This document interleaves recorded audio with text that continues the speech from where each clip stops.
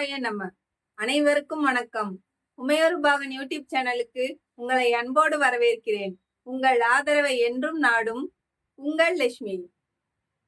நம்ம சைவ சித்தாந்தம் அப்படிங்கிற தலைப்பின் கீழே சைவ சித்தாந்த கருத்துக்களை அடுத்தடுத்த வீடியோக்கள்ல தொடர்ச்சியா பார்க்கலாம். இன்னைக்கு சைவ சித்தாந்தம் அப்படின்னா என்ன, எதனால அதெல்லாம் நம்ம தெரிஞ்சுக்கணும் அப்படிங்கிறத பார்க்கலாம்.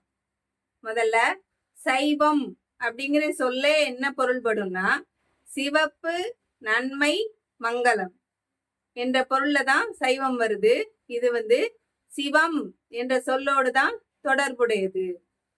அதனால சைவம் அப்படிங்கிற சொல்லே எப்ப தோன்றியது அப்படிங்கிறதுக்கு அதுக்கு கால வரையறையே கிடையாது. அடுத்தது சித்தாந்தம் அப்படின்னா முடிந்த முடிவு, இதுதான் முடிவு, இதுக்கு மேல எந்த மாறுபாடும் இதுல கிடையாது, உறுதியாக அறுதியிட்டு சொல்லுவதுதான் சைவ சித்தாந்தத்துடைய முடிந்த முடிவு. இதுதான் சித்தாந்தம் என்ற பொருள்ல வருது. சைவ சித்தாந்தம் இதுக்கு பொருளை பார்த்தாச்சு. இனி இத சமயம் அப்படின்னு சொல்லவா, மதம்னு சொல்லவா அப்படின்னு பார்த்தா சமயம்னே சொல்லுவாங்க. ஏன்னா மதம் அப்படின்னா கொள்கை அப்படிங்கிற பொருள்ல வரும். இது வெறி அப்படின்னு இன்னொரு பொருளும் படும். ஆனா சமயம்ங்கிறது நெறி அப்படிங்கிற பொருள்ல வருது. ஒரு கொள்கையை குறித்து அந்த கொள்கை இன்னும் இன்னும் இன்னும் சிறப்படைந்து அதோட மேலான நெறிப்பாட்டை குறிப்பதுதான் சமயம்.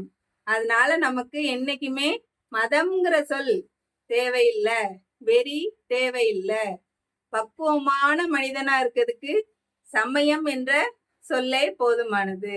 அடுத்தது சைவ சித்தாந்தம் அப்படின்னா என்னன்னா, சைவ சமயத்தோட தத்துவ கோட்பாடுகள்லாம் இருக்குல்ல, அதுதான் சைவ சித்தாந்தம். சைவ சமயம் சாத்திர நூல்களையும் உடையது, தோத்திர நூல்களையும் உடையது. இந்த சாத்திர நூல்கள் தான் சைவ சித்தாந்த நூல்கள். மொத்தம் 14 நூல் இருக்கு. இது இலக்கணம் மாறிங்க. தோத்திர நூல்கள் இலக்கியம் அப்படின்னா, சாத்திர நூல்கள் இலக்கணம். சரி, சாத்திர நூல்கள் என்ன அப்படின்னு 14 என்ன அப்படிங்கிறத அடுத்த வீடியோல எல்லாம் பார்க்கலாம். இந்த சைவ சமயத்தோட நோக்கம் என்ன அப்படின்னு பார்த்தா, அனைத்து உயிர்களையும் மாசு நீக்கி பக்குவப்படுத்தி சிவமாம் தன்மை பெற செய்வதே நம்ம சைவ சமயத்தோட நோக்கம்ங்க. எல்லா உயிர்களையும் அப்படிங்கிறதுக்கு புரியுது. மாசுன்னா உயிர்கள்ல என்ன மாசு இருக்கு அப்படின்னா, அந்த மாசு, அந்த குற்றம் அப்படின்னா அது ஆணவம். நான் தான் பெரியவன், எனக்கு தான் தெரியும் அப்படின்னு நம்ம நினைக்கிறோம் இல்லையா, அது போறதுதான் முக்கியமா ஒரு சமயத்துல இருக்கவங்களுக்கு மெயினான ஒண்ணு. சரியா? அந்த மாசு, அந்த நாங்கிற ஆணவம் அப்போ நம்மளை விட்டு முழுசா போயிருமா அப்படின்னா, அது முழுசா போக வைக்க முடியாதுங்க. அதெல்லாம் அடுத்தடுத்த வீடியோக்குள்ள சொல்றேன். இந்த பக்குவப்படுத்தி, இந்த மாசு நீங்கினாதான், இந்த ஆணவம் நீங்கினாதான் பக்குவப்படுத்த முடியும். அதாவது ஒருத்தருக்கு பக்குவமா சொல்லி புரிய வை அப்படிங்கல. அப்போ முதல்ல ஒவ்வொருத்தருக்கும் என்ன தேவை, பக்குவம் தேவை. அந்த பக்குவத்தை கொடுக்கிறது சைவ சமயம்.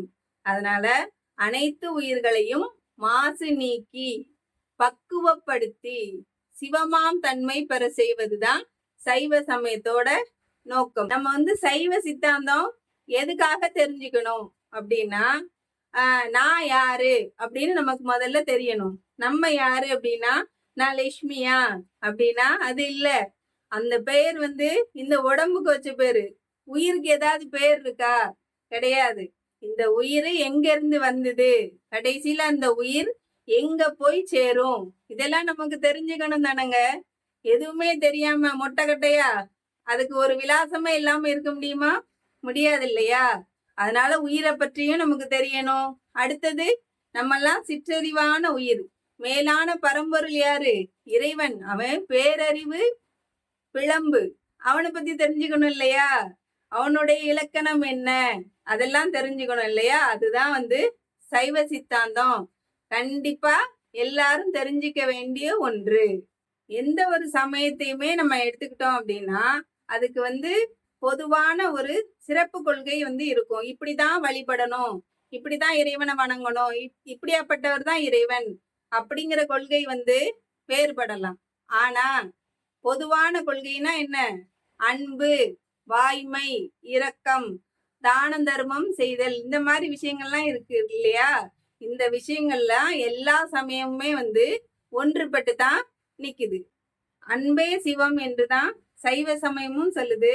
அதனால சைவ சமய சித்தாந்த கருத்துக்களை பத்தி அடுத்தடுத்த வீடியோக்கள்ல இனி மேலும் மேலும் தொடர்ச்சியா பார்க்கலாம். நன்றி, வணக்கம். Thank you.